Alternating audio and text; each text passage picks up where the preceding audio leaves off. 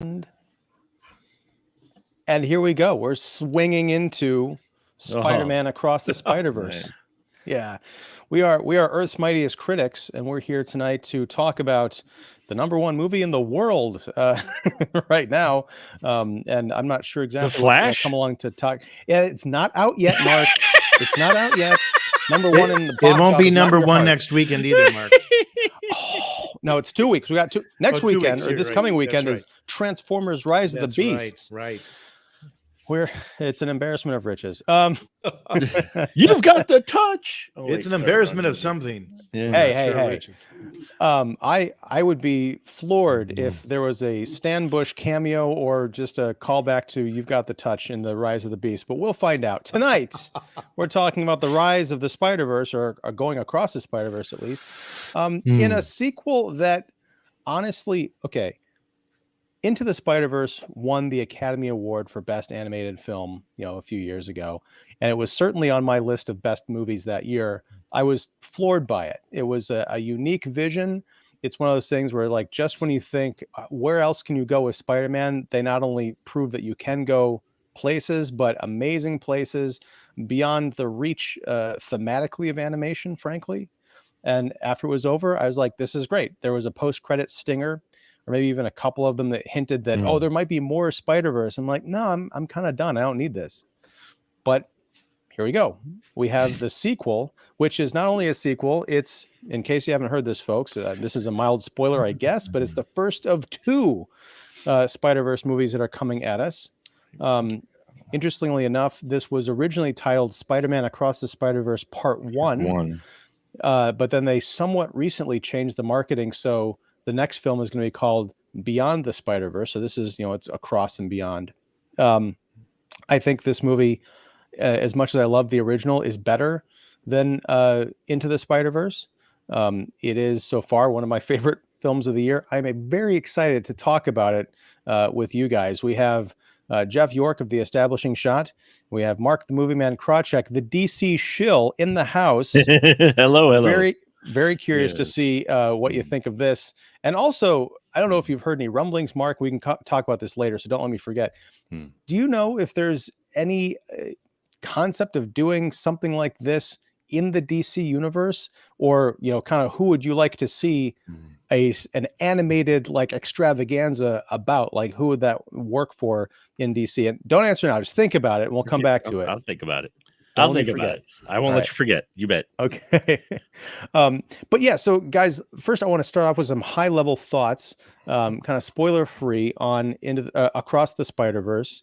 And, then we'll get into spoilers and I'll put up the banner and all that business. So Jeff, start off, before we jumped on live, you kind of gave me some thoughts, but tell me, what did you make of Across the Spider-Verse? And were you looking forward to this movie, or were you like me, that you're like, oh, really? They're going to sequelize this thing? Well, these days you always tend to worry a little bit about sequels, because you're like, well, can they capture lightning in a bottle again, or do they expand the story? And the great news here is, I think within 15 minutes, you realize, wow, they're really going to go some interesting places with this. And they've got a viable villain who makes sense coming from the last one, and these other characters, and the sort of revelation that the Spider-Verse has not really been closed. It's now, there's traveling back and forth, and the villain knows how to use it, and so do the good guys who come in from the Spider-Verse. My biggest overarching sort of wow about this is exactly yours, Ian, that not only did they at least equal, if not top it in many ways. Now, grant you probably couldn't have gotten there, just as Godfather 2, which some people think is better than Godfather 1, couldn't have gotten there without the Godfather. Yeah. So you kind of have to give the OG the main credit in some respects. However, having said that, it was fantastic. In fact, my only real complaint about it, as you'll hear as we get into the discussion night, is that I have to wait a year for the third part. It's like, damn it, that's a long ways. Can't they make it? Is it 2 years? I heard it was next May. I saw a release recently that mentioned that it may not get released now till 2025. Because I didn't get a chance money all through next year. I didn't get a chance to wait a minute. We've got the VOD rights, and wait a minute, the HBO is one. Yeah, I didn't get a chance to look it up fully, but it may be 2 years. Well, the original, I think, was next May, wasn't it? March. It was going to be next March 1st. okay. It was going to be March 29th, 2024 initially is what I Okay. had heard. Well, maybe they Um, are moving around them, but let me just No, sort go of ahead. wrap it up Sorry, in didn't mean conclusion. to. No. I mean, it's everything that Ian said, and we'll get into that. That was kind of my only real issue with it is I wish that I could see the next part now. However, the big thing I'm going to sort of throw out, and we don't have to talk about this at length now, but I will say, I think one of the things that's exciting about this is that to me it continues to show that animation is this form that could be used for so many other kinds of movies. Now obviously for action adventure coming off of obviously comic books or illustrated, it works spectacularly well, and you can do things here that would not be convincing in CGI, or we'd probably sit there and laugh and go like, well, they spent $30 million on that and it didn't work. It doesn't really look real, sorry guys, but at least A for effort. But this made me want more animation in other films and genres. And, like I kept thinking about, I saw a sort of subpar horror movie called The Boogeyman, which is a great short story by Stephen King and an okay movie feature that sort of expands the wrong part of that short story.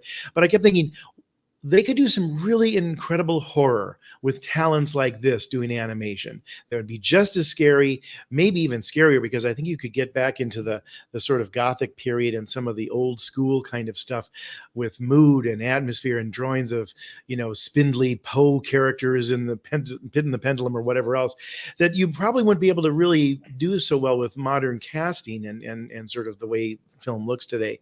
So it made me excited, like, well, please, Hollywood, not just take the lesson from this that maybe the Fantastic Four would be good and well done as animation, because I don't know if they're going to do it well again with real actors, but at least try other genres in this world. Every year we always see interesting animated shorts that are nominated and different techniques and very adult fare. So I don't know. As an animation fan, I think it's for too long been sort of the sojourn of children. And while that's great, and we're all kids at heart, and we can have a four-quadrant movie that mom and dad and the kids can watch, I would love to see animation done for other genres. Because to me, after seeing what mind-blowing things it can do here, it's like, what else can it attack and make seem fresh and new and exciting? Yeah, excellent points, Jeff. And there's a lot there that I also want to touch on as we get into this. But I forgot to mention, I think I've forgotten this the last couple of live streams. We are live, so if you're watching and you want to join the discussion, please feel free to leave comments and questions, down below. If you are so inclined, we are also open for super chats, but by no means is that an obligatory thing. It's just hey, why not? But yeah, we do want to get some audience participation. If you saw Across the Spider-Verse, what did you think? As we go in tonight, if there's anything that sticks out as like you want us to talk about, or maybe even counter or join in the praise, we'd love to hear from you. So with that, Mark, tell us, DC shill, what did you make of Across the Spider-Verse? Hey, I'm just picking on you. I love you. No, I'm a big visual guy, and so the first one really wowed me. They refined their technique quite a bit in this, and they didn't hold back as much as I think they were restrained a little in the first one because they weren't quite sure how the audience was going to receive that style, the mixture of animation and how they did things. Now we're into this. They won their Academy Award. People have yet to stop talking about the first film. Even before the second one was announced, people were still talking about Spider-Verse and the art behind it, much less the story and the characters and everything. Like, holy crap, Marvel! How Sony's getting it more right now. Sony's getting Spider-Man right more than almost anything Marvel is doing with their main character properties. I'm not quite counting Guardians because that almost is like a standalone type of trilogy there, but with their main character type things, Sony is really dominating that angle right now because they're taking chances, and that's what this is. And I loved the visual effects. Every time I was watching this, I was just thinking to myself, Ralph Bakshi would be proud. This had, especially when you get with Spider-Punk, which is interesting because they chose an older Spider-Punk, not a younger one. You guys got me back into the comics 2 years ago. I still blame all of Earth's Mightiest critics. And I read the Spider-Punk comic, really liked it, but it was a younger Hobie. Here we have an older one, but he reminded me so much of, you know, the Bakshi film. Was it Oh, well, there were many. there are many, you know, rock I mean, and roll, American Pop, American Pop. That's what his and of course Fritz style. the Cat, but that's a whole. Well, Other story. that's a whole other story. But there was not Fritz. There was American Pop, and then there was the other one as well. His style and everything just reminded me so much like it was. You could tell it was like Bakshi influenced that character, and there are so many different animated influences here. And you're right. As much as it is for kids with the story, the animation really can be appreciated by adults, especially those of us who grew up with the Bakshi films, the Lord of the Rings ones, the Fire and Ice, which I love Fire and Ice, Heavy Metal. Oh my God, the first Heavy Metal, not the second one too, but definitely that first Heavy Metal. It's like, wow, you know, and this one visually, it was wow, you know, and then representations and of the characters and the characters themselves and how everything. This is one of the most seamless, smooth flowing films, even with all the very chaotic animation that I have seen in years, whether animated or not. As far You as mean like story wise? Story wise, Yeah. this story flows. I mean, it's always moving forward, but it flows, and none of the scenes feel really forced, except for the end, which I'll get to into a little bit later. My only real problem with the film. So I loved it. I appreciated it quite a bit. I loved it. I love seeing filmmakers take a different approach to material that by this time is standard and everybody's getting exhausted. Suddenly you get this infusion. It was just like when Leica, you know, whatever Leica Studios releases something, it's like I'm there because they always bring something new. And Kubo and the Two Strings is still one of my all-time favorite stop motion films, you know, and this kind of has that vibe as well. And overall, I think it's a wonderful, hopefully influential film that shows people that you can do other things. Because in all honesty, being the DC shill, looking at this going, you know who would probably do benefit with an animated film versus live action is Green Lantern. Yes. Take Green Lantern and maybe give him some kind of similar treatment to this. You know, I mean, you obviously don't have the characters and as much jokes at it, but you've got the whole core and everything. You could do a lot of interesting animated things with Green Lantern and the Green Lantern core, more so than a live action. But hey, yeah, not I mean, to oh, good. Sorry. no, I was going to say just that Green Lantern thing, especially if you take it off the realm of Earth, maybe start there or end up there or something. But the whole idea of this kind of cosmic police force that can bend reality and make whatever they can imagine out of these rings, different worlds and stuff. I think that'd be pretty amazing. So yeah, Jeff, go ahead. Well, I was just going to say I don't want to infringe on Mark's territory, but No, I'm also a DC fan. Not quite the DC shill, but I am. I like all of it. I don't know all of it as well as you two or most of the other guests here. But as I was watching this and I was thinking about horror and adult fare and stuff like that, I thought, you know, it'd be interesting for DC to not necessarily try to always kind of sort of do what MCU did, albeit their way, as they're still doing kind of with their star vehicles. But I thought, you know, they could almost do a sub sort of franchise of Arkham with this. And do it animated with you know, because I think the scary creatures that could be done animation wise and you know, the darkness and sort of mood and atmosphere, and again you know, sort of a horror kick here, I grant you, but DC has the horror thing in their wheelhouse that they don't really exploit, and yet all three of the Arkham games that came out in their year in the video world were the top games. So it's kind of sitting there as this potential franchise. I mean, can you imagine the elevator pitch? Batman meets horror.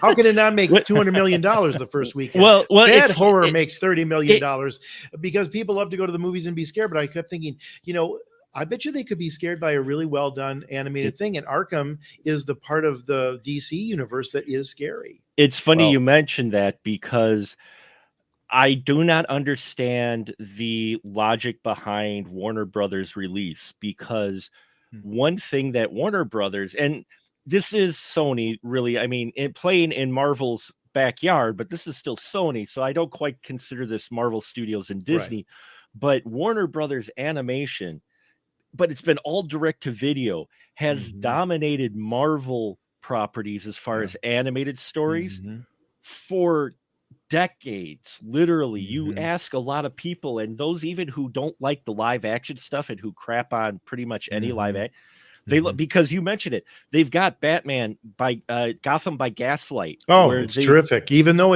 you can tell they didn't have a ton of money for it, but it's done well. And that's the thing is, I would love to see them put the backing of the money they put behind these live action films, even a half of that, back a animated DC film or a universe and bring it to the big screen, because there's a call for it. Well, even, I think you guys are both unwittingly circling the the perfect film. No, what I'm saying is you're both talking about comics and movies, and you're almost there. In 1989, DC released, I don't know if it was the first of its kind, but it might have been, a prestige hardcover graphic novel called Batman Arkham Asylum, written by Grant Morrison, illustrated by Dave McKean. And, when you said horror and Batman, Jeff, I immediately thought, because that is another film, especially if you know anything about Dave McKean, he does traditional comics art, but he also does a lot, especially back then, with texture. He's the artist who did all the Sandman covers. That's right. For Vertigo. So yeah, if you talk about someone whose art is begging to be appropriated into this new bold animated medium that the Spider-Man folks are kind of pioneering, I think that's it. And Arkham Asylum is terrifying. It's basically Batman going into Arkham Asylum. Everybody is running free, and he's getting kind of caught in the nightmare, visions of all of the people that he's put away, including Joker. I mean, it's one of the scariest portrayals of Joker I've ever seen.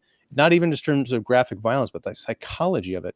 Okay, we're gonna get back to Spider-Man. Sorry, in just a second. No, but it's like this inspires that, because I mean, this shows all these different ways that film can be going, let alone DC.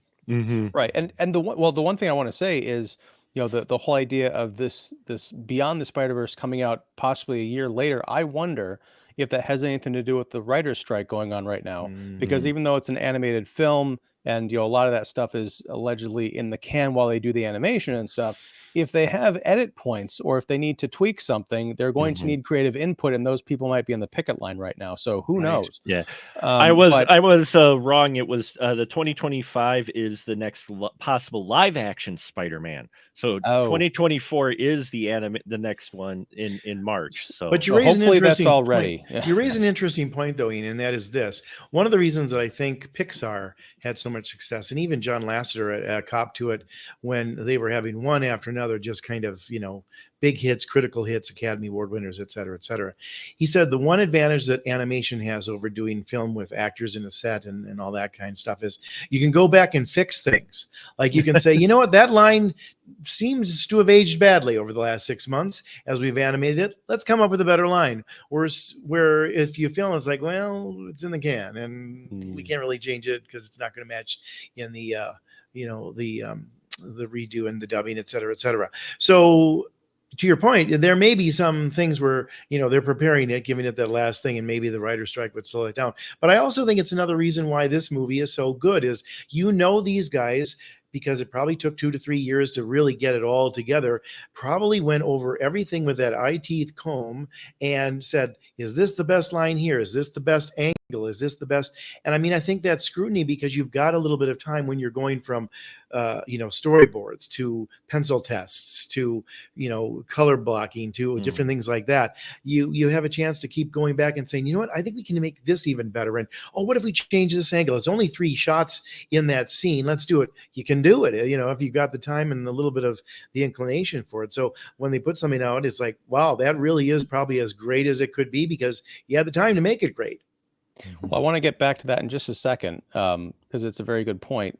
But first, we got a couple of comments. Brian Martinez. Brian, Love, Death, and Robots is a great animation fix that mixes multiple different animation styles with amazing commentaries and storylines. That's on Netflix, right? I think it That is Netflix. Okay. There's 2 seasons. I haven't had a Yep. chance to watch them all, but It's very good. I've heard it's very good. It's similar to I'm waiting for. I don't think it's out yet. I haven't missed it, but is the Star Wars Visions series Right. is the same thing, to where it's taking familiar property and spinning it with different storylines and animation, giving each animation studio its own chance to do the story. Mhm. And that's what Into the Spider-Verse reminded me of a lot of Love, Death, and Robots, and of Visions, and that, to where they're taking chances and they're presenting fresh new styles. May not always hit, but it's different, and it'll keep you interested in something different. I don't know if you guys are familiar with it, but there was an animated mature film done in the style of Bakshi and those type of older mature animated stories. It was called The Spine of Night. I highly recommend it if you're a fan of heavy metal, if you're a fan of different animation. The Spine of Night was really good. It was an independent film. It was done by a guy who did a short on YouTube, took off, and he was able to get a feature. But why I bring that up is we do have these artists out there presenting these things, and it just takes studios taking a chance. And it's like Sony is like this Wild West type of, yeah, screw it, let's do it.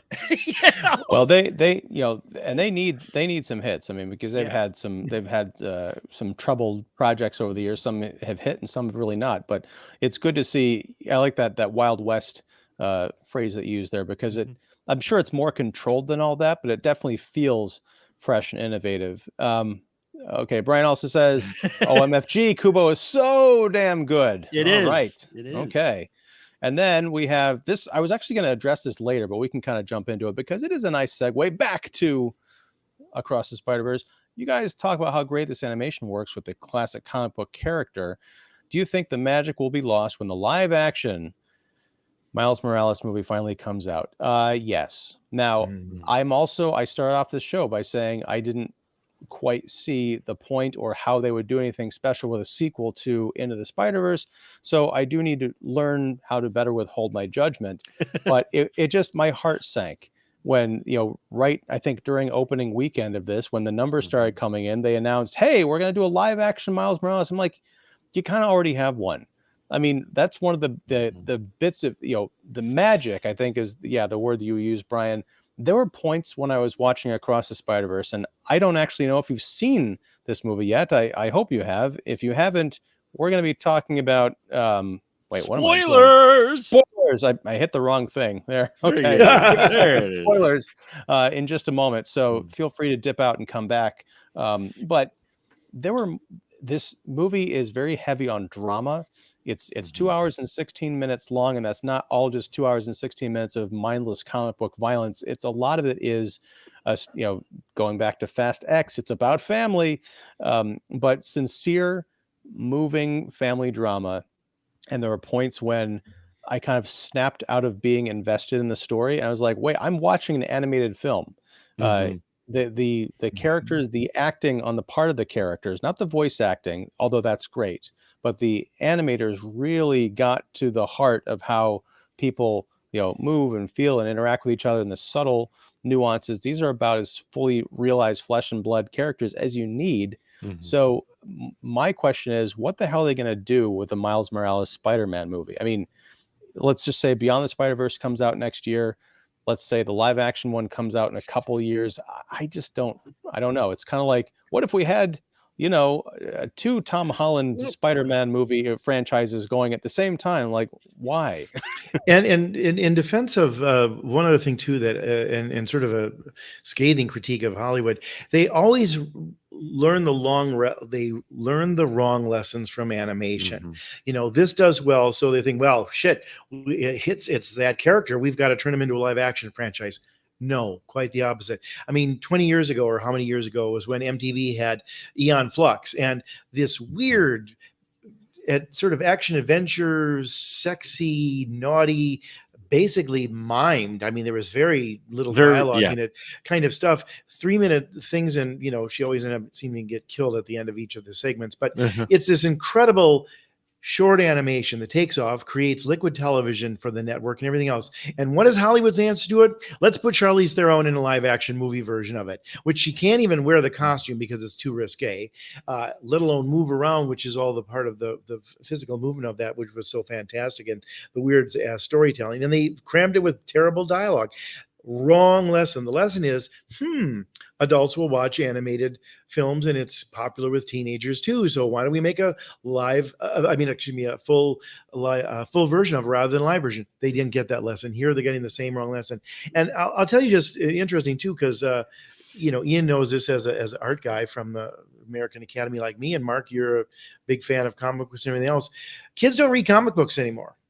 Adults read comic books. Yes. So if you're going to do animation, and as many adults go to see the Pixar stuff because it's got that adult hue to it. I mean, I would argue that most of the stuff Pixar does is more for adults than children. Yeah. Now, they may find the eye-popping characters and color and humor and all that kind of stuff great. They're wonderful, and we love them to be sort of introduced to animation and become aficionados of it, if you will. But it's the adults who are really getting it because of the deeper stories, the characterizations.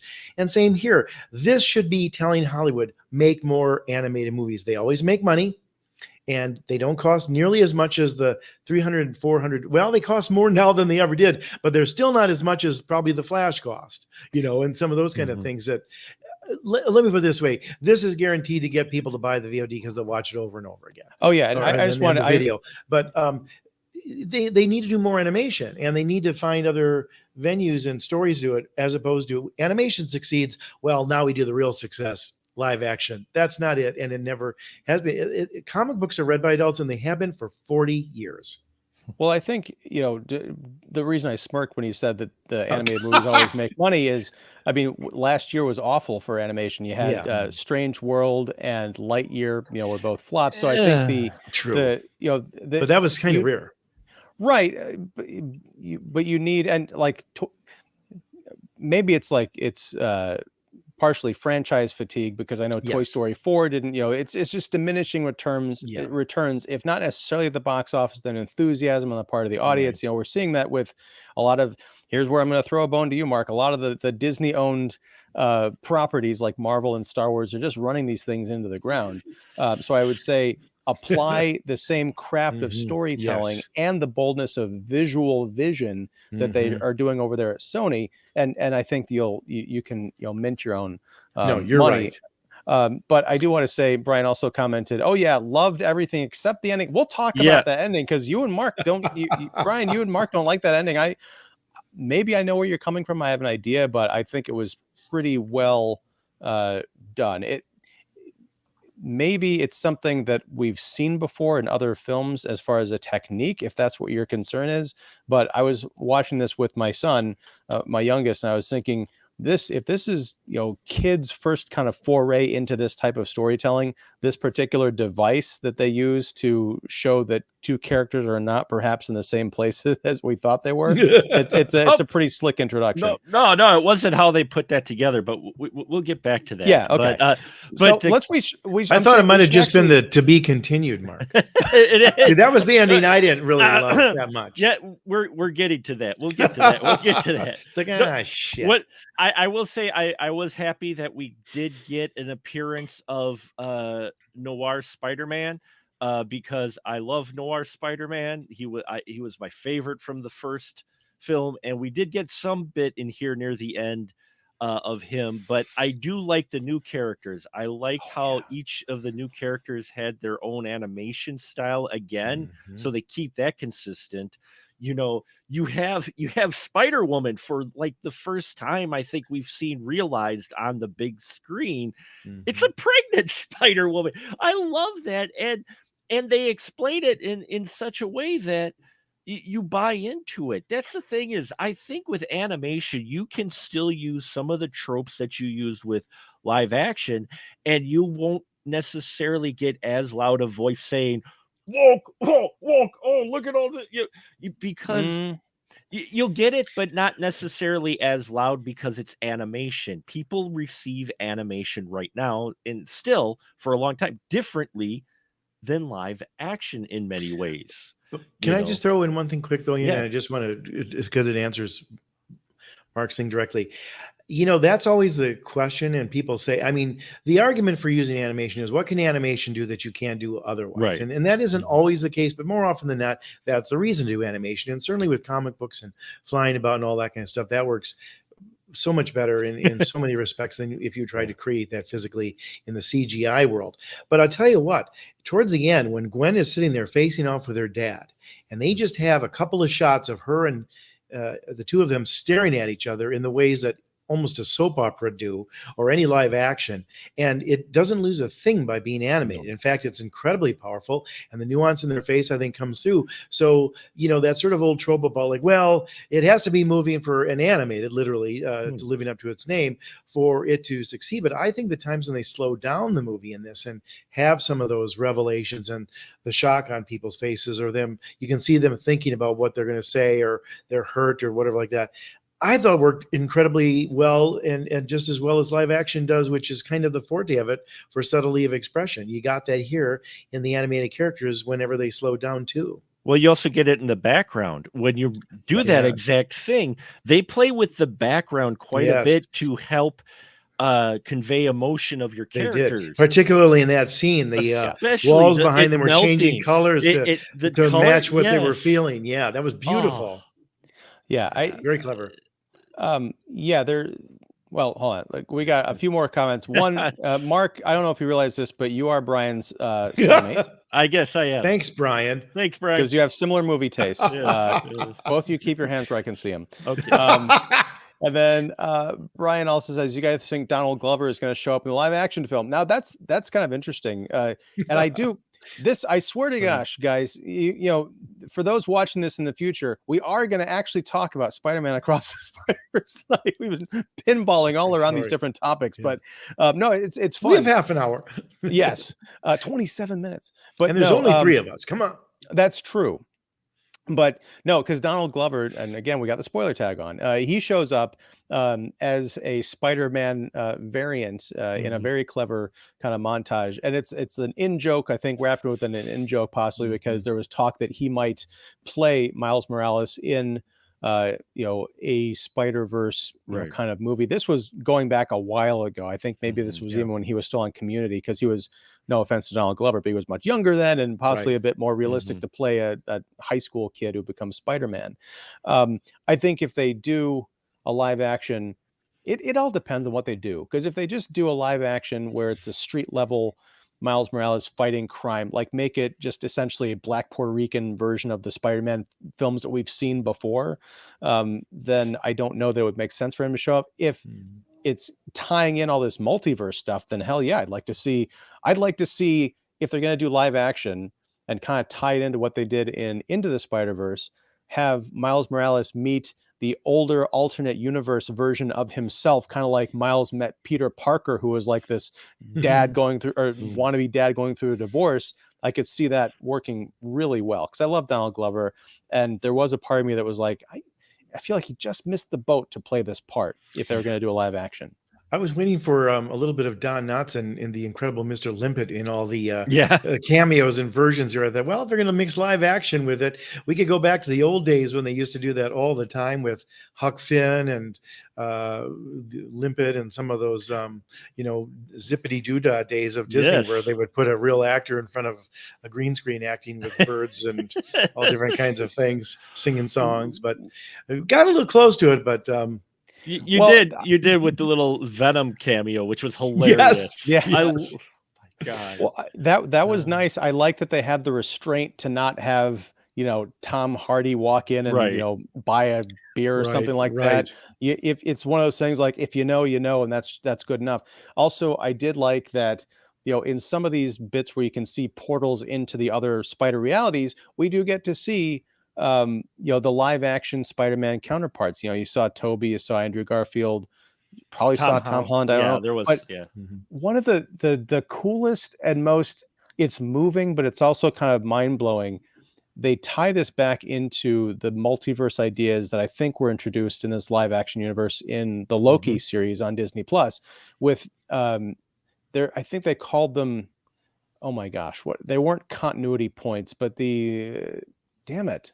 What's the name of the events that have to happen in order to Canon events? Canon events? Yes, They were the canon events. They were canon events because they can't use variants, and they can't use from the Multiverse of Madness. They can't use the infractions or whatever it is because that's Right. basically what they talk about here is what was covered in Multiverse of Madness, only much better here.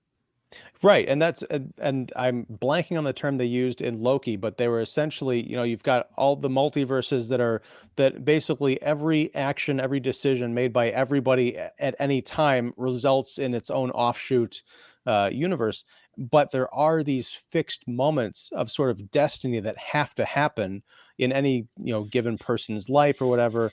And so these canon events, one of them is the death of a father figure. Now, in some cases, it's very interesting. It's the Uncle Ben character, and in some cases, it is the Captain Stacy character that leads to the origin of Spider-Gwen. And there is a great shot of the kind of like the telescoping, or I'm using the term wrong, kaleidoscoping, the kaleidoscoping versions of, thank you, of all the different Uncle Ben / Captain Stacy's of these multiverses kind of being spelled out for Miles to see, like, yeah, your dad is about to be inaugurated as the captain of the city police.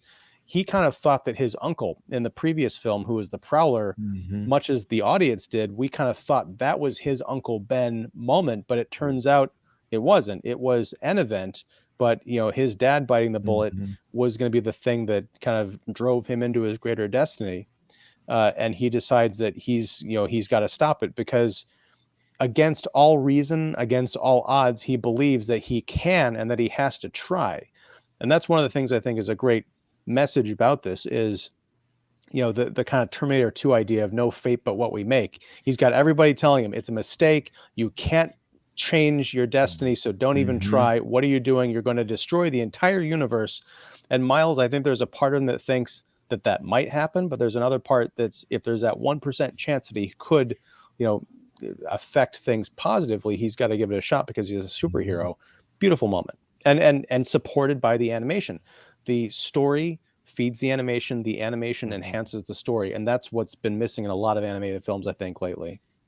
And to your point too, if you're going to have 1,000 Spider-Men here, which can't just be cameos and in-jokes and fanboy service, it has to be there for a bigger reason. And the great thing about the storytelling here is it's precisely what you said, Ian.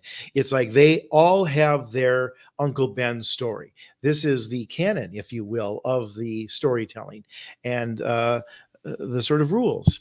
And there are rules even in something as crazy as a multiverse. And the selfishness of trying to change fate or think that you're bigger than the gods, however you want to sort of qualify it as, I think has always been the ruin of so many people who think that they are, they will fix things. They alone can fix it. They're the change. They're the different. They're the one person who's going to make it all different. And what I loved about here is they're fighting kind of for their own existence in him. I mean, I know the Ninja Spider-Man gets really head up about it. Boy, I can't believe that was Oscar Isaac doing the voice.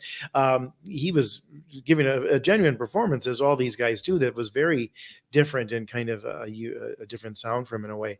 But there's kind of this, how dare you? Who do you think you are? Look at all of us, and you're going to come in and you snot-nosed brat thinking you're going to change it all. How you just, that ain't right. That isn't right. You're fucking with everything now. And I love that, because I think it's also the same, with great power comes great responsibility. You've got the responsibility to all these other Spider-Men out there that are kind of along the same track, and you can't just go willy-nilly about that because it's not good for you.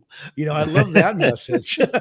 Well, go ahead, Ian. I was just going to say, like, that also ties thematically back into the speech that Miles's mom, because he's he's Mhm. growing up. That's He's right. kind of getting into trouble at school, but Mhm. that's partially because he's off fighting crime. He can't quite tell his parents, but she's like, I believe in you, I love you, and you're gonna go out in the world, but don't let anybody tell you, you're gonna go into, you're gonna. I can't remember the exact phrasing, but it's Mhm. essentially like you're gonna want to see at the table, and don't let anybody tell you that you don't belong there. Right. And he ends up coming up against that. And I think even though there's no, at least from what I can remember, there's no corny flashback of like him making the decision and his mom's Mhm. like, echoing that in. We feel it. We remember that Yeah, because it only right. happened an hour ago, Right. but that is the realization of that message. Yeah. Mhm. Well, the motivation for Spider-Man 2099 to basically play king of the castle, so to speak, is because he failed. He made a mistake and he failed. And part of him wants to try to avoid the other Spider-Man falling into that, including Miles. Mhm. He doesn't want Mhm. him to feel that pain because this guy's Mhm. got so much on his shoulders. You Mhm. just feel it. I don't care. I forgot these are animated characters. These guys are just characters. Mhm. He feels the weight of it. But there's also, I think, a hint of him wondering if he is wrong about how he's going about things, Mhm. and maybe he is mistaken, and trying to admit again that he's wrong when he thinks he's doing right is further burden him and making him push harder back on Miles because he doesn't want that, because it could be, it could very well be it. And I love the angle that they play that they do the whole thing of the last Starfighter. They do the whole thing. That arcade wasn't supposed to be in some trailer park. It was supposed to be in Right. Vegas. Right. Here, Right. that spider wasn't supposed to be in your universe and bite you. It was Mhm. supposed to be in universe 42 and Mhm. bite you. Mhm. You're not supposed to be Spider-Man. So it plays Mhm. at that of him someone telling him that he's not even supposed to be. You are an anomaly to Mhm. begin with. Mhm. Uh, Well, you know, but getting back to, I mean, if you want to look at it that way, that's the surface telling of the movie. I'm right. not saying you're wrong, but what I'm saying is this idea of you were never supposed to be bitten by the spider because it comes from another dimension. What if that is the meta story of Right. the entire Spider-Verse? Is there is no such thing as this was never supposed to happen. It was supposed to Right. happen because it happened. Oh Um, no, I'm not saying that is. I'm just saying that that's, as far as perspective for Spider-Man 2099, that's his whole driving force Right, and I is think that, there is this element of Miguel O'Hara is yeah. the character's Mhm. name. It could just be, I don't know if it's evil necessarily or just pride or just the idea of kind of jealousy, because Mhm. if Miles is successful and the multiverse doesn't implode, then that kind of just implies that, well, maybe Miguel just screwed up. Yeah. Mhm. And he assumes that because everything went wrong for him, that it would go wrong for everybody else, and it's just a Right. matter of pride. Which, But um, there's also the whole idea too, Ian. I think that no matter where you go, there you are, as they say, Yep. right? mm, I mean, even if Miles is right, then what does that do to everybody, the other Spider-Man who's lived their life with this thing? Is their life Right. a lie? Does it start over for them? Do they disappear just because they can't exist because of this change in his world? I love the idea, and it touches on a lot of great thematic things from the history of Shakespeare and great Mhm. narratives. And Moby Dick, what cost is it getting this well? Letting your whole crew die? Star Trek to the Wrath of Khan. Does the needs of one Mhm. outweigh the needs of the many? Well, I think those existential kind of things about, like, where is your responsibility to yourself begin and Mhm. end, and where does that responsibility to others around you, family, community, etc., even Right. a multiverse, begin and end? Again, I love the idea that it's the responsibility of having these extra powers, but does that change necessarily the human nature of selfishness and I'm out for number one? All the more hard to, because you've got these powers that make you so exclusive you think you are the only one. yeah, Mhm. and I do wonder about, and maybe this will be answered in the third movie, because one thing I love about these films is they are really much about ideas and Mhm. possibilities. So, I mean, what if there is a reality where Peter, or sorry, Miles. and maybe Peter, maybe it's a cascade effect across Right. the multiverse. But like, what if Miles never became Spider-Man, but he did go on to become a different kind of hero? Maybe That's he gets hit by a bus full of radioactive materials and is struck blind, and he becomes Daredevil or something like that. Go crazy with it. The idea of destiny, these kind of canon events, maybe, and this could be another meta idea, that there are canon events, but it's not what anybody assumes because they don't have the fuller picture. Maybe it's not necessarily that someone has to die. Maybe it's that Miles has to become a superhero of some kind. And if it's not getting bitten by a spider or someone else dying, that he becomes this, or he becomes a villain, which kind of gets into the ending, which we'll get to. One of the things that I was surprised by, and it's kind of like this live stream, where it doesn't really get going until about 20 minutes in with the main character. Because the first, I didn't look at my watch, but I felt like it was a 15 to 20 minute stretch before we even see the title of the film. It's a Gwen Stacy. It's a Gwen Stacy like mini movie lead in, like what's been going on with her. That whole bit from the teaser trailer where Miles is rocking out in his bed and all of a sudden the portal opens up and Gwen says, "Hey, want to get out of here?" That's the catalyst for the story, but Gwen is living this whole other reality before she makes that choice. And it's I love that character. I feel like all the characters that we kind of got to meet that are important in the first film, we really get to know them in the sequel. So I wonder if we're going to get a whole backstory and sob story of Nicolas Cage's noir Spider-Man in the third movie or something. I don't know. Well, no, they had talked about doing a series with noir Spider-Man, and I'm all for it if they ever do actually make that fruition, because I think there's a lot of potential there.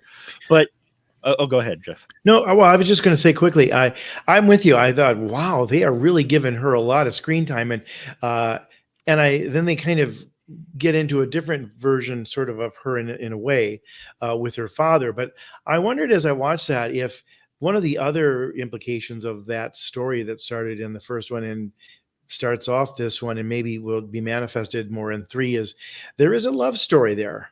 And Miles kind of walked away from that. And, there was a bond between them. And I think part of it is, what choices are you making? I mean, are you choosing your Uncle Ben or your parent or whoever is that lost leader that becomes sort of the impetus for you? Or are you making the most of what you have in front of you, rather than always trying to go back and change what's behind you? I just think it's like, man, you have Gwen and she's into you and she's got the same shit going on in her world and can fly about with you. And, you can take her to the top of the Empire State Building for a date. Who else could you do that with? This is right in front of you. I also think it's interesting can I just say this quickly? And I don't want to get off on this tangent. I'll be very, very brief. But I love the fact that not only is, the villain from the previous one, so he knows about the collider and all this kind of stuff. But I love that he's called the Spot, and he not only can sort of use it to get away, which is exciting, or to move things about, but when he sucks you into that, you go away and you don't know. You don't know what happened to them. And I think in some respects, whether it's for, all the different Spider-Mans trying to figure it out, or there's also this like, do I go for what I know? I know Gwen's in front of me and wants me. I know that this happened and turned me into Spider-Man and it's worked out okay. Or do I think that I go into this thing and maybe end up in a black hole where there's nothingness? It reminds me a little bit of Let's Make a Deal. I'd rather have what's, the car in front of me than some bigger thing that is behind the curtain, which may not be worth it. Or it could be a car or a little box, but inside that little box is, $90,000 or something. Exactly like that. Right. Exactly. But I like the point you bring up with Gwen Stacy. And again, I think maybe they'll get into this. They don't get so much into the romantic angle here, but you can tell, like, when she goes to visit, she's flipping through Miles's sketchbook. And he's drawing all these pictures of her and stuff. And they keep coming back to that. Right. They definitely have a connection across time and space and reality. Maybe we'll get more of the romance angle in the next one, but it'd be an interesting dynamic that I don't think we've seen in a Spider-Man film or even in the cartoons necessarily. Is he would not have the same problem with this Gwen Stacy as he did with the Gwen Stacy from the previous, or even Mary Jane, because his whole thing was, I can't be with you because you got a target on your back for every supervillain who wants to mess with me. She is also a super powered, character. That would probably have its own Yep. complications, which Yep. maybe, hey, do a live action Spider-Man or Miles Morales movie, have live action Gwen Stacy, have them be a literal power couple, a superpower couple. Yeah. And it's about There's a whole the new unique world. problems. Right. It almost like the Reed Richards and Sue Storton thing. You know, they both have powers. They're both fighting crime and all these like weird problems. What does that do to a relationship? That's something I don't feel like we've really seen in a superhero movie before. Damn it, Jeff, I'm off on another tangent, and I love talking about this stuff. Can I just throw in one last thing too? Brian Michael Bendis was a big part of this, and of course, he did Ultimate Spider-Man, which dealt with not only the sophomore teen, you know, he wasn't even a senior when it started; he was a sophomore, and then turned it into Miles. But you know, I always used to think that those comic books were interesting because he would do 4 pages of Peter and Mary Jane just making goo eyes at each other. Like in the, you know, I mean, seriously, it was like, you know, these, and then suddenly kiss, close, 6 frames to get them, you know, within 2 inches of each other's noses. And he's, you know, part of this is based on some of the stuff that he created. And I think you see some of that hinting at it. I mean, all the stuff that she's going around defying her dad is to help Miles. You know, there's a sense of like, would you do that for anybody unless you really cared about him and I don't know, maybe loved him? I think that to your point, coming back to some of the things you said too, Ian, it's there. And I can't help but think that that's where 3 becomes the big explosive ending. Because what have we not cultivated as much there? That. Wouldn't that be interesting? And I would love that. The idea that you would create this whole thing like, wow, now there's this kind of super couple here. The only 2 that can understand each other are their doppelgangers, albeit of a different sex. Well, my fear, and I say fear because it would be tragic because I love these characters. But what do we know about Gwen Stacy before the whole Spider, you know, the Spider-Gwen character as a character has only been around for, I think, 10 years. Right. But before that point, Gwen Stacy was famous for being Peter Parker's, I think, first girlfriend who died horribly at the hands of the Green Goblin. We saw a bit of that in the live action Amazing Spider-Man 2.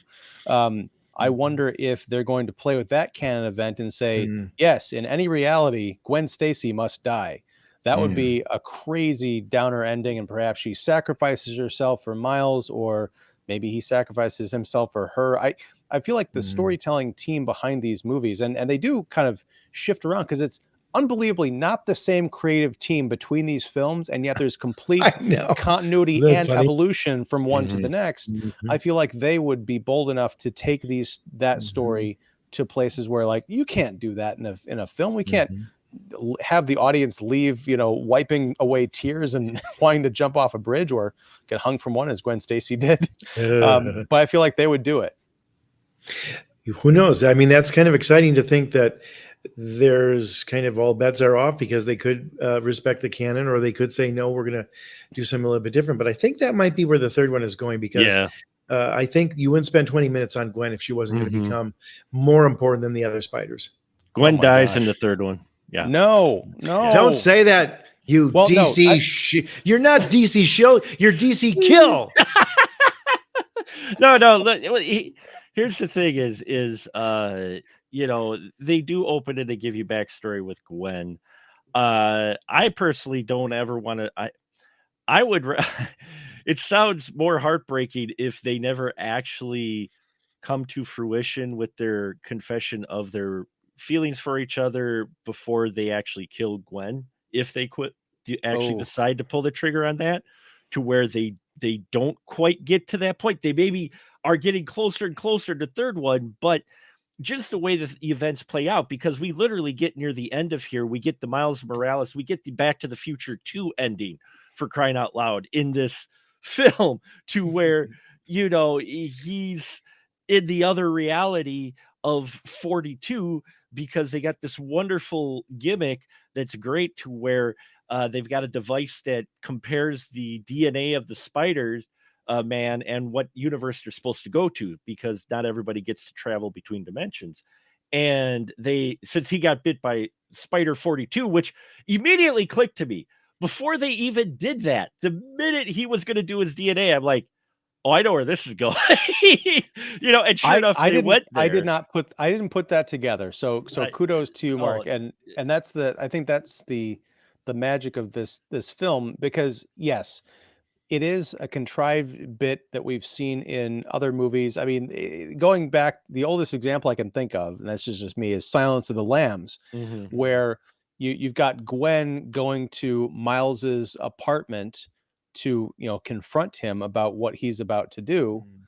And then you've got Miles going into his apartment, sneaking into the bedroom, and he's gonna, finally tell his parents that he's Spider-Man. You've got Gwen outside the window, Miles Mhm. going to talk to his mom, Mhm. and it's cut in such a way that you realize after about 5 minutes, when there's the big reveal, and he says, "Mom, Dad, I'm Spider-Man," or "Mom, I'm Spider-Man," and she's like, "Who?"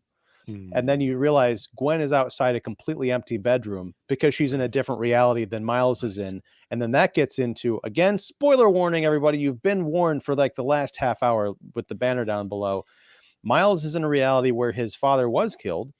His uncle is still alive. His uncle is, the Prowler, and still a drug dealer, or he working for the Kingpin or something. They don't mention the Kingpin, but that's kind of implied, I think. It's implied, yeah. Yeah. Right? But it's crazy because he gets Miles down into this, basement dungeon or whatever, ties him up to a boxing punching bag, Wow. I know. and Miles is like, "I'm the, you're the Prowler, right?" And the guy's like, "No." And he hands the gauntlet off to somebody else. This masked figure steps out of the shadows, pulls the mask off, and it's an alternate reality version of Miles Morales. Now, Mm. I kind of got that that's where this was going. But again, I'm thinking, if I was, a little kid watching this movie, and I haven't seen a ton of these movies, this is an I Yeah. am your father moment. Yeah. Kind of mind blowing. Oh, but Yeah. Oh my gosh. Brian just Brian, I'm Yeah. sorry. We're like really behind on your comments here, but you did say this is kind of like the Empire Oh, there Strikes you Back, go. the Which- Spider-Verse series, very much. Cheers. which was the only problem I actually had with this ending was the Yeah. fact Let's talk about that. was the fact this is a part 1 of 2. And unfortunately, and I don't mind cliffhangers, don't get me wrong. I love Empire. It does. I'm glad Brian mentioned it because I was trying to figure out what this ending kind of felt like. And the only reason, and this may sound completely dumb, here's my credit card, is the only reason that I was disappointed with the cliffhanger ending was because the rest of it was so self-contained and so good that it felt kind of cheap at the end to do the cliffhanger part, when this whole story that you get up until, until it's revealed he's in World 42 and he's actually the Prowler, like up to almost that point, it's like this is a self-contained great story sequel that still feels like a sequel, but it's its own story, beginning, middle, end. You've got a great finality to, and it's all cliffhanger near the end there, just about, you're just like, it was like, I would have almost liked it, even though we know it's supposed to be a part 2, possibly leave some of that towards for the the opening of the next one, maybe. I know it's a little sticky and a slippery slope of, so it's just, for me, the way the rest of the other film was just so solid for me and hit so well with the story, that to have this kind of really cliche cliffhanger ending took it down just a little. I still rated it 5 all the way. Beautiful freaking film overall. But just me personally, I just felt like that part of, like, we couldn't have done this just a little different. But I I- also think, it's funny. That is one of the trends now of, I think, the blurring of the lines between television and movies. Movies Yeah. are becoming more like TV series that Mhm. extend it, and it all continues, and you have to watch everything. And television is becoming more and more like movies in the sense of the quality of production, and there's no difference really in the production values. And the actors who will do movies and TV, and nobody bats an eye about it anymore. I mean, again, if they're going to do that, I wish it was only like 6 months that we'd have to wait. If it's a Right, year, that's a yeah. little long to wait. I mean, it worked for, but see, that's also history of Hollywood. It worked for the Lord of the Rings movies, and yet that was, how many years ago now, so maybe it's different. But if it's a year wait, it's going to feel a little bit like you want it a little bit more immediate gratification. But yeah, but it was like one of those things, like, yeah, everything has to sort of wait or be a continuation or a connect to each other. It's just kind of the nature of the beast in so many respects these days. Nothing really ends when there's sequels and franchises to be built, I guess. Well, and maybe go ahead. Sorry. well, I was going to say, like, I understand where you guys are coming from. I kind of share that sentiment. I'm frustrated that I can't watch although I feel like, it's a 2 hour, 20-minute movie plus, trailers and all that stuff. So I feel like I need kind of a mental breather between films. So, like, Yes. as much as I Yeah. want to say, I want to find out what happens now, I'm not exactly dying to sit through another 2.5 hours of all of this. I Right, need a right. break. It's kind of like watching Akira. That's something you watch, Sure. like eating White Castle. You do Yeah. that every 10 years. Wow. But that's the thing I loved about the cliffhanger. And even though I saw the reveal coming, I'm thinking my imagination is lit up. What is this reality's Miles Morales, the villain, the Prowler? What happened in his life besides just his dad dying? Because unless he died at a much earlier point, I mean, Miles was a Right. good kid, raised by, his two parents. So did they get divorced? Did his dad die when he was much younger? It almost seemed like the uncle and the mother were raising him together. And I mean, like, together. So what's going on there? There's just so many possibilities. I can almost watch the alternate reality version of that movie disconnected to the events of these first two movies. Like, what went wrong with Miles Morales? But we're going to get answers, hopefully, to all that, and then the fate of Gwen Stacy and Miles. So I understand your frustrations, but I'm all there for it. I do want to talk a bit about I don't know if it's a problem or if it's the answer to our prayers, because in the third movie of most of these superhero films, I'm talking about the X-Men, I'm talking about Superman, I'm talking about Spider-Man, like the Tobey Maguire Spider-Man. The third is where they go bad. And in the third movie, we're going to find Miles Morales fighting the bad version of Miles Morales. I have faith that this creative team is going to take it to places that we haven't seen before. But it's so strange that Hollywood just can't seem to get out of this rut of, like, okay, we've gotten to 3 superhero movies. Where do we go for it? The hero becomes a villain. Yeah. Yeah. And that's the thing is, and what I suspect in the third film, that what we're going to open with in the third film is the story of Universe 42 Miles Morales. I suspect that we're going to get his story. Now, I may be completely off, but I think that would be an interesting way to open it, with villainous Miles Morales. See where the path goes with it, and what, by Miles being bit by the Spider 42, what that took away from this Miles in his world.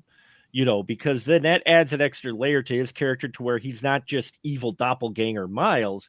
We get a little human element to him, which I wouldn't put it past this creative team to do, because, to drop that bomb at the end of this film and then kind of go to black, so to speak, fade to black. It almost feels like that's where they might go with it.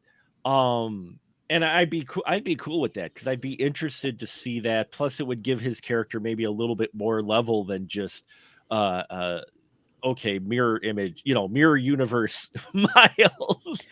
Right. Well, but I kind of tiptoed around this in an earlier point, but you got me thinking, Mark, like these canon events. I mean, because this reality, as far as we know, it doesn't have a Spider-Man. Right. You see, like, the city, like half of it's on fire, and you've got, like, the villain is, the Prowler's like the big bad, I guess. But maybe the canon event is the death of, Miles's dad. Just something happens after that. It doesn't necessarily create Spider-Man, but it affects the people around him in that web, that orbit, adversely. In some realities, it's for the best, and for some realities, it's the worst. So, yeah, damn it! Now you've convinced me. I'm pissed that I can't watch the third movie right away. Well, but it's a good warning and a good thing to think about, I think, to your point, Ian, and that is the third movie gets tricky. It can be corny. It can be like lose the plot. It can be strained. I mean, and the one thing I will say is I think this one seems to be set up as a third that needed to sort of conclude 2. So it's kind of 2A and 2B versus a lot of times when they invent it, or 3. I mean, my big complaint about Godfather 3 is really Michael's story ends in Godfather 2. He may live for another 30 years and be the most powerful Don ever, but he doesn't have anybody. He's kind of in his own little sad victory lap that is him brooding at Tahoe, and then he's coming back to ask for forgiveness from the Pope. It's like, Jesus, honestly, they would have been, what they would have been better doing is starting over, like Michael was dead, and who's going to be the new Godfather, and then it's this power struggle between his heirs, or kind of like Succession almost. I was thinking that as I was watching Succession, but I think this one, by being the nature of sort of a 2B to 2A, hopefully they figured it out better and won't fall into some of those traps. But I'm with you, and whenever I think of, like, outside of Toy Story 3, I'm not sure that most sort of the wrap-ups are the strongest episode, or good ones often not. This one's going 3. You're absolutely right. It's still there, even though they're retitling it, it's part 1 and part 2, and 3 is just going to be a resolution of 2, not so much maybe the whole series, but at least the stories that they hinted at in 2. I mean, for me, one of the more solid trilogies that handles it fairly well is Back to the Future. Yep. Back to the Future trilogy, its third film, I mean, they took it in a completely different direction, but it still fits in their story, the way they spin it and the way they end up. It feels like you're like, okay, because you've had all these outrageous things happen in that first 2 films.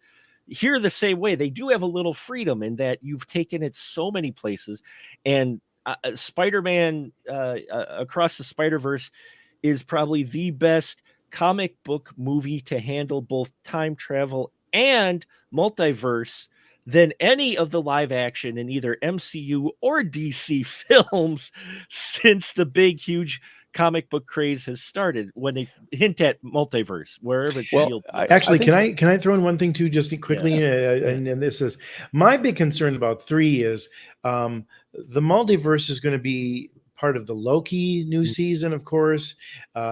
It shows up in the Flash, of course. I mean, if I were the filmmakers, I'd be like, okay, we've got our 2B. It's going to be great. We know it all.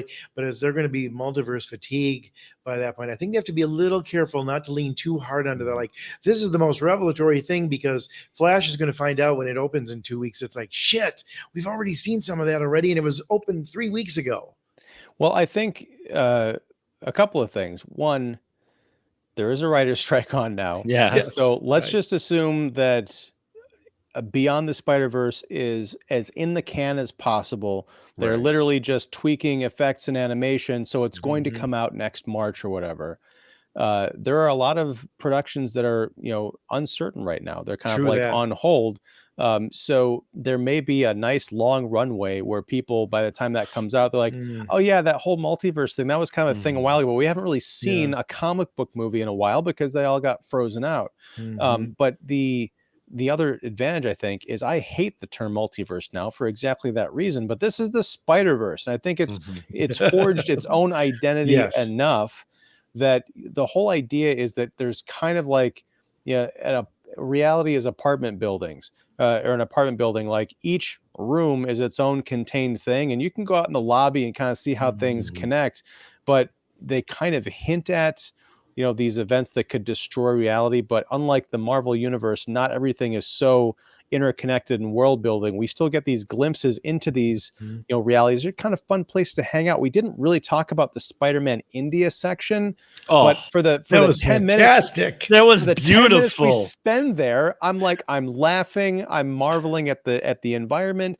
I'm also incredibly moved by his Uncle Ben moment, and then kind of revisiting that a few minutes later to see like, oh no, that's not how that was supposed to go, and just how Miles' noble act kind of screwed up that guy's life. It's a wonderful thing. So we'll see how they handle this. I trust this team, and this is why I want to talk about third movies a bit.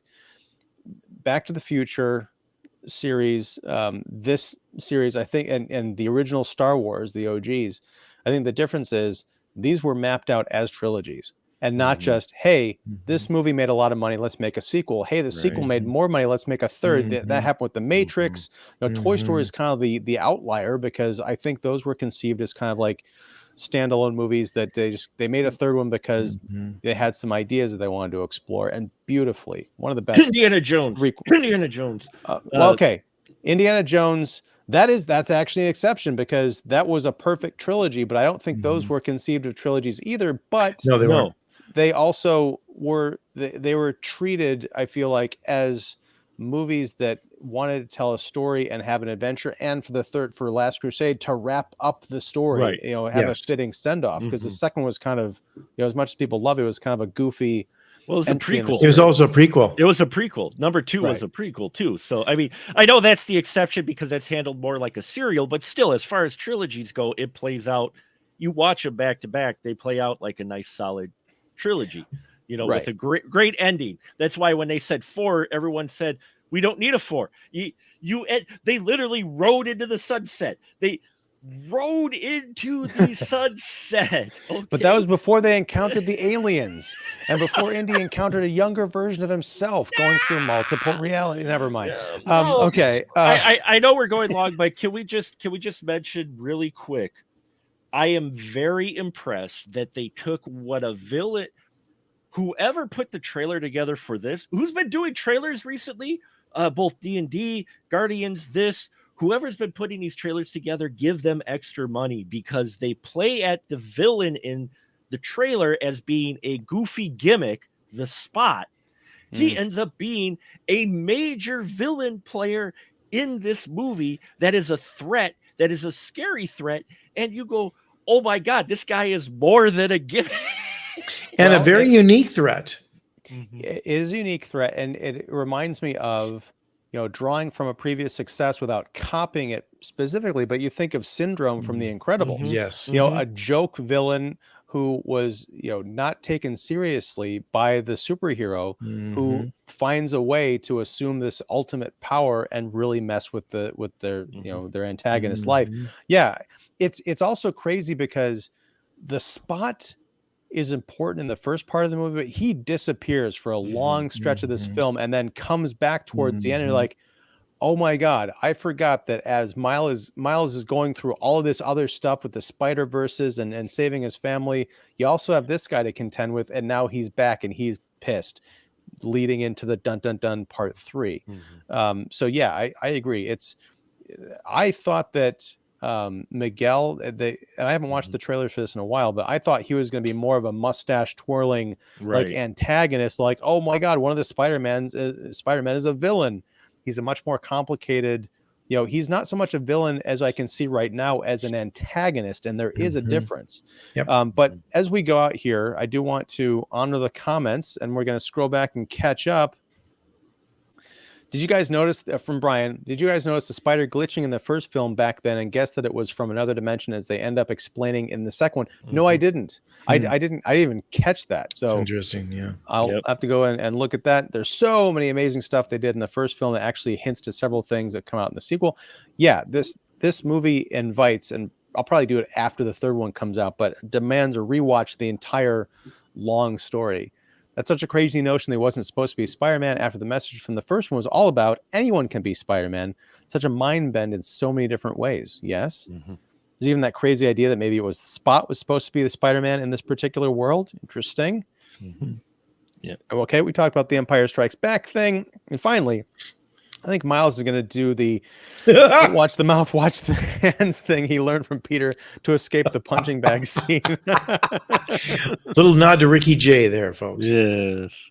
Oh, man. So, yeah, we went all across the Spider-Verse of possibilities with a live stream tonight, and I'm glad you stuck with us, those who did. And if you're watching this in the future, I hope you enjoyed it. And I'd like to thank those who did join us today. We had a few people dropping by, including the great Brian Martinez. Thanks for hanging out. I'm glad you loved Spider-Verse as much as we did. I'm glad we all loved the Spider-Verse as much as we did, so I don't have to yell at anybody for being absolutely wrong. But no, this has been a great conversation. I'm excited to see what the third movie has in store for us next year when it comes out, because we'll definitely be talking about it. But for now, I am Ian Simmons of Kicking the Seat. We have Jeff York of The Establishing Shot and Mark the Movie Man Krawcheck of Spoiler Room and Special Mark Productions and the DC Shill. So thanks, guys. It's been a lot of fun. I don't know who all is going to join me back here next week, because 1 week from tonight, we're going to be talking about the second mind-blowing, record-breaking blockbuster that blows apart the possibility of story and technology and acting. We are going to be talking about Transformers Rise of the Beast. Oh. No, Mark, no. But yeah, maybe just I will be back here next week talking about Transformers 7. I'll just keep trying to join, and Ian will just keep trying to. I'm going to try to keep that show at Ian. I I might try to keep that show at bay. Oh, that's a good one. But and then the next night, Thursday. I don't have my dates right, but I don't know the dates, but I know the day of the week. Thursday, we're going to be talking about The Flash. It was going to be on Friday, but turns out I'm going to be out of town on Friday for a week. So we're going to be doing a live stream. I will have just come from seeing that movie on Thursday night when we come back at 8 Central next week. So I'll have some fresh thoughts, and hopefully y'all can join me then too. And also, Brian gets the last comment of the night. Great chat, gentlemen. Thank you. And thank you for being a part of that great chat, Brian. For sure. But thank you all for joining. Again, please check out my lovely and talented guest hosts. All their information will be down below, along with that of all the Earth's Mightiest critics. Yeah, if you like this live stream, please like and subscribe. If you didn't like the live stream, leave us a comment and say, hey, what's wrong with you guys? What's not to like? Hey, there you go. That's a better answer, Jeff. Thank you. But yeah, until next time, whatever that is, thanks very much. Take care. And what's Spider-Man say? Thwip, thwip. Great power comes great podcasting. I don't know. Yeah, but do that. Yes. Don't get sticky. Oh.